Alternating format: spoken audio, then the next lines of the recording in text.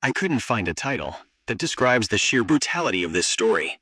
This story begins in the world of extravagant wealth in Canada, where Blake Leibel lived as a young man born with a silver spoon in his mouth. His father was a major real estate investor, and his mother was the heiress to massive plastics corporations. Blake never needed to exert any effort to gather money. His mother spoiled him boundlessly, granting him a fantastical monthly allowance of thousands of dollars just for entertainment and living in luxury. However, wealth did not make him a successful person. Instead, it turned him into a selfish individual suffering from ADHD, searching for fame and the spotlight at any cost. Blake attempted to enter the Hollywood film industry as a director and producer, but his first experience was a dismal failure, and everyone criticized him for his lack of talent. This failure drove him to shift his path toward authoring graphic novels. In 2010, he released a disturbing novel titled Syndrome. The novel achieved great success among teenagers, but it contained incredibly gruesome drawings and details. It revolved around a surgeon who kidnaps serial killers and dissects them, focusing in a terrifying manner on the idea of cutting specific veins and main arteries in the neck behind the ear to leave the victims bleeding until their bodies completely dry out of blood, before beginning to skin them and empty their organs. The cover of the novel featured an image of a decapitated doll with its brain clearly exposed. At the time, everyone considered the novel to be merely the imagination of a sick writer, and no one could have imagined that these pages would one day turn into a real-life crime blueprint. Years passed, and Blake's mother passed away due to illness.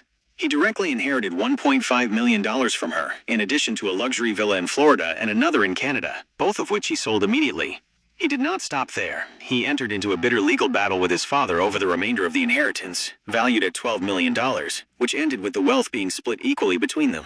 Even though the judge noted that Blake did not even attend his mother's funeral, and that his only concern was money.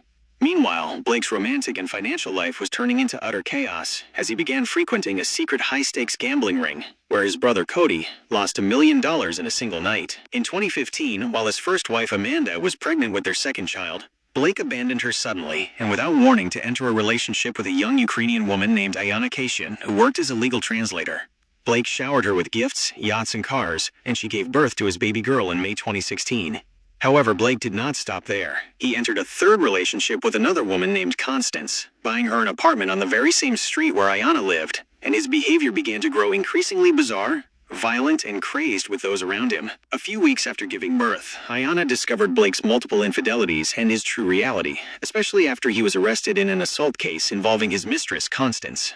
Iana paid a massive bail of $100,000 to get him out of jail. Shocked and betrayed, Iana immediately decided to pack her bags and leave the apartment to move in with her mother, who had come from Ukraine to help her. Blake could not accept the idea of Iana leaving him. On the night of May 24, 2016, he called her, crying and begging her to come to the apartment one last time to talk. Despite her mother's severe warnings and her fear of Blake's unstable behavior, Iana's heart softened, and she went to him at night. Security cameras captured her entering the building, completely unaware that she was walking on her own 2 feet toward her demise. The next day, all contact with Iana was cut off. Terror gripped the mother's heart, and she immediately headed to the building, watching the apartment from the outside until she caught a glimpse of Blake behind the long glass window of the bedroom. She screamed his name, demanding that he open the door so she could check on her daughter, but he closed the window immediately, drew the curtains, and vanished from sight. The mother called the police, pleading for help and informing them that her daughter might have been harmed. When the police arrived and knocked on the door, Blake opened it just a crack, secured by the chain lock, and coldly claimed that Iana was asleep and needed rest after an argument they had. The sound of water running heavily could be clearly heard from inside the bathroom.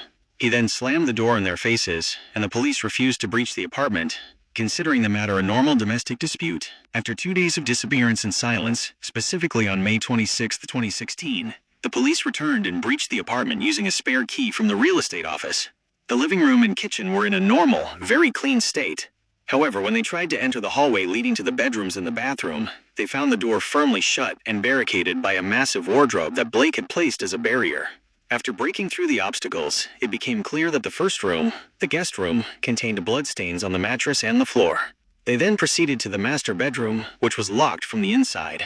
They kept knocking on the door for 6 minutes until Blake answered them, initially claiming that they were sleeping together, and then stating that she had left.